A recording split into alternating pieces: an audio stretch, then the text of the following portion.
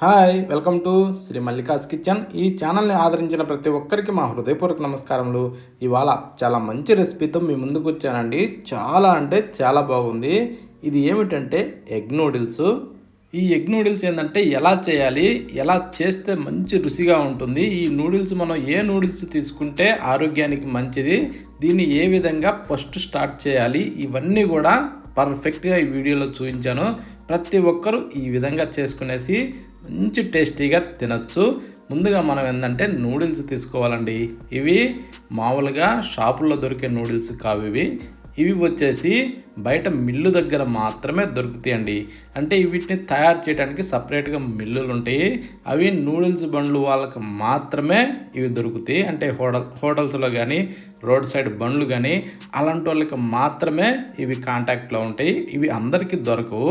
అలాంటి వాళ్ళని కాంటాక్ట్ చేసి మనం తీసుకోవాలి. ఓకేనా? ఇప్పుడు స్టవ్ ఆన్ చేసి స్టవ్ మీద నీళ్ళ బౌల్ పెట్టుకునేసి ఆ నీళ్ళని బాగా మరగనివ్వాలండి. నీళ్ళు ఈ విధంగా మరిగిన తర్వాత అప్పుడు మనం రెడీ చేసి పెట్టుకున్న నూడిల్స్ని దాంట్లో వేసుకోవాలి. ఈ నూడిల్స్ అన్నీ కూడా దాంట్లో వేసినాక, అంటే నేను నూడిల్స్ వచ్చేసి ఒక అరకిలో నూడిల్స్ తీసుకున్నానండి. ఓకేనా? అంటే మనం ఇంట్లో ఒక 4-5 ఉన్నాం అనుకో, 4-5కి ఒక అరకిలో అయితే కరెక్ట్గా సరిపోతాయండి ఒక టైంకి తినడానికి. ఓకేనా? అందుకనేసి నేను అరకిలో తీసుకున్నాను. ఇప్పుడు నూడిల్స్ అన్నీ దాంట్లో వేసిన తర్వాత కాస్త ఇలా తిరగేసుకోవాలండి. ఓకేనా? కిందకి మీదకి కొద్దిగా అలా తిరగేసుకుంటే ఏంటంటే వంటలు లేకుండా ఇలా ఫ్రీగా ఉండాలి. నూడిల్స్ ఉడకాలంటే ఇలా ఫ్రీగా ఉండాలి. ఇలా ఫ్రీగా మనం చేసిన తర్వాత అప్పుడు మూత పెట్టి ఒక 3-4 నిమిషాల సేపు ఇలా ఉడకనిస్తే పొంగు వస్తుందండి. పొంగు వచ్చిన తర్వాత మాత్రం వెంటనే మూత తీసేసేయాలి. తీసిన తర్వాత ఇలా కాస్త కిందకి మీదకి తిరగేసుకుంటూ ఇంకొక 2 నిమిషాల సేపు అలా ఉడికించుకోవాలండి. ఓకేనా? పొంగు వచ్చిన తర్వాత మూత పెట్టిందంటే మొత్తం బయటకు వచ్చేస్తుంది. కాబట్టి పొంగు వచ్చినాక మూత పెట్టకుండా ఈ టైప్లో ఒక 2-3 నిమిషాలు అలా లైట్గా ఉడకనిస్తే ఇది ఎలా ఉడికిందన్న దాని గురించి కూడా చెప్తానండి. మనం ఏదైనా ఒక పీస్ని తీసుకుందాం. పీస్ని తీసుకున్నప్పుడు మొత్తం నీలం రంగులోకి రావాలండి. ఆ టైపు వస్తే ఉడికినట్టు. లోపల తెల్లగా బేసనం టైప్లో కనపడింది అంటే ఉడకనట్టు అండి. ఆ విధంగా మనకి అర్థమవుతుంది. ఆ టైప్లో మనం చూసుకొని నూడిల్స్ వండుకుంటే గంజి లేకుండా పొల్లుగా సూపర్గా ఉంటుందండి. ఇప్పుడు స్టవ్ ఆఫ్ చేసి తీసి ఏదైనా ఒక జాలీ డిష్లో ఈ విధంగా వంచేసుకోవాలి. వేడి మీదనే వంచిన తర్వాత ఇప్పుడు మనం చల్లాటి నీళ్ళని మీదకించి పోసేయాలండి. ఇది మొత్తంగా చల్లారబెట్టాలి. ఓకేనా? వెంటనే ఆ పని చేయాలి. చల్లారిన తర్వాత నీళ్లు పోయడం ఈ విధంగా చేయకూడదండి. వెంటనే నీళ్లు పోసుకుంటూ దీనిలో అనేది ఆ గంజి అన్నది అస్సలే ఉండకుండా నీళ్లు పోసుకుంటేనే దీన్ని ఈ విధంగా తిరగేసుకోవాలండి. ఈ నూడిల్స్కి అతుక్కున్న గంజి మొత్తం పోవాలి. పోయి ఈ విధంగా పొల్లుగా రావాలండి. ఆరిపోవాలి. ఓకేనా? ఆ టైపు వచ్చిన తర్వాత ఇప్పుడు మనం నీళ్లు ఉడారనిచ్చి అప్పుడు ఒక గంటి ఆయిల్ని ఆ నూడిల్స్ పైన ఆ విధంగా పోసుకునేసి ఈ మొత్తానికి వచ్చే విధంగా ఈ విధంగా తిరగేసుకుంటూ అప్లై చేసుకోవాలండి. ప్రతి ఒక్క నూడిల్స్ పీసుకు కూడా ఈ నూనె అన్నది అంటుకోవాలి.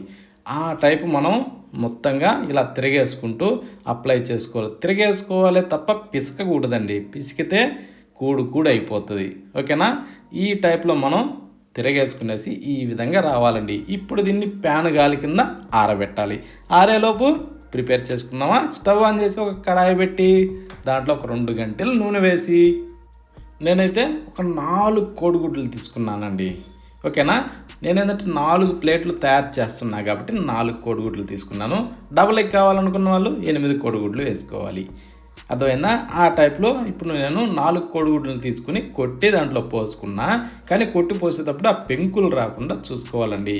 కోడిగుడ్డు పెంకులు అన్నది దాంట్లో పడకుండా చూసుకునేసి ఈ పచ్చ సొన అన్నది మొత్తంగా వచ్చే విధంగా ఈ టైప్లో కొద్దిగా లైట్గా అనుకునేసి ఇప్పుడు మనం ఏం చేద్దామంటే దీన్ని కొంచెం అలా కుదురుకొని ఇవ్వాలండి.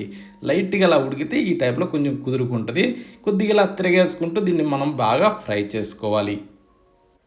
ఈ విధంగా మనం ఏంటంటే కోడిగుడ్డుని ఇలా తిరగేసుకుంటూ బాగా ఫ్రై చేసుకోవాలండి. కోడిగుడ్డు మనం ఎంత బాగా ఫ్రై చేస్తామో ఈ నూడిల్స్కి అంత రుచి వస్తుందండి. లేదంటే నీసు వాసన వస్తుంది. మనం చూడండి ఒక్కొక్కది ఇక్కడ తెచ్చుకున్నప్పుడు అది నీసు వాసన ఉంటుంది కదా, అలా. ఇప్పుడు దీంట్లో అల్లం వెల్లుల్లి పేస్ట్ కొంచెం వేసుకునేసి ఒక 2-3 పచ్చిమిరపకాయలని ఇలా చిన్నగా తరిగి దాంట్లో వేసుకుని ఒక ఉల్లిపాయని సన్నగా కట్ చేసి దాంట్లో వేసుకునేసి, ఆ తర్వాత ఇప్పుడు మనం ఏంటంటే ఒక క్యారెట్ తీసుకునేసి దాన్ని ఈ టైప్లో జువ్వుకొని దాన్ని కూడా వేసుకోవాలండి. వేసుకునేసి ఇలా తిరిగేసుకుంటూ దీన్ని బాగా ఫ్రై చేసుకోవాలి. ఇంకా దీనిలో రకరకాలుగా వేసుకోవచ్చండి. ఇంకా మనం బీట్రూట్ ఉన్నా వేసుకోవచ్చు, అలసందలు ఉన్నా వేసుకోవచ్చు, బొబ్బర్లి ఉన్నా వేసుకోవచ్చు, రకరకాలుగా వేసుకోవచ్చండి. ఇప్పుడు కొద్దిగా కరివేపాకు వేసి దాన్ని ఇలా మిక్స్ చేసుకోవాలి. మిక్స్ చేసిన తర్వాత కొంచెం బాగా ఇలా వేగనివ్వాలండి. ఎన్ని రకాలు వేసుకున్నా ఇందులో తక్కువేనండి. ఎన్నో రకాలు వేసుకొని దీన్ని తయారు చేసుకోవచ్చు. అన్ని రకాలు మనకి ఇంట్లో దొరకవు కాబట్టి నేను ఇంట్లో ఏ విధంగా చేసుకోవాలో మాత్రమే చూపిస్తున్నాను. ఇప్పుడు మనం ఆ ఉడకబెట్టి ఆరబెట్టిన నూడిల్స్ని దాంట్లో వేసుకోవాలి. ఈ టైప్లో చూడండి, ఆయిల్ పెట్టి ఫ్యాన్ కింద పెడితే ఇలా బాగా ఆరిపోతాయండి. చూడండి ఎంత బాగా వచ్చినాయో. ఇలా రావాలండి నూడిల్స్. ఇప్పుడు మనం ఏం చేద్దామంటే ఈ టైప్లో తిరగేసుకోవాలండి. ఓకేనా? ఇప్పుడు ఏం చేయాలంటే మంట కొంచెం హైలో ఉంచాలండి. ఓకేనా? మంట హైలో పెట్టి మాత్రమే వీటిని వేగనిచ్చుకోవాలి. ఎందుకంటే ఇలా వేగేటప్పుడు తిరగేస్తూనే ఉండాలి. తిరగేయటం మనం ఆపేసినామంటే మాడద్ది. ఆపినప్పుడు మంట తగ్గించుకోవాలి. ఇప్పుడు కారం ఒక 2 టేబుల్ స్పూన్ల దాకా వేసుకునేసి, ఆ తర్వాత ఇప్పుడు మనం ఏం చేద్దామంటే సగం టేబుల్ స్పూను ధనియాల పొడి వేసుకోవాలండి. అది సరిపోద్ది దీంట్లోకి. ఓకేనా? ఇప్పుడు గరం మసాలా 1.5 టేబుల్ స్పూన్ దాకా వేసుకోవాలండి. దీంట్లో కొంచెం గరం మసాలా ఉంటేనే లైట్గా మంచి రుచి వస్తుంది. ఓకేనా? ఇప్పుడు బ్లాక్ పెప్పర్ మిరియాల పొడి కూడా ఒక సగం లేదా ముక్కాలు అట్టేసుకోవచ్చు. వేసిన తర్వాత రుచి సరిపడా సాల్ట్ వేసుకునేసి కొద్దిగా టేస్టింగ్ సాల్ట్ వేసుకుంటే సరిపోద్దండి. మరి ఎక్కువ అవసరం లేదు. ఇదిగో కొద్దిగా వేసుకుంటే చాలండి ఇంట్లో వరకు. ఇంకా వెనిగర్ కూడా వేసుకోవచ్చు. ఇంట్లో అయితే అవసరం లేదండి. దీంట్లో ఇంగు పొడి కూడా పడాలి. ఇంగు పొడి పడితేనే రుచికి రుచి, వాసనకి వాసన అంత బాగా వస్తుంది. ఓకేనా? ఇవన్నీ వేసినాక ఇప్పుడు మనం ఇలా తిరగేసుకుంటూ ఇప్పుడు మంట హైలో పెట్టుకోవాలి.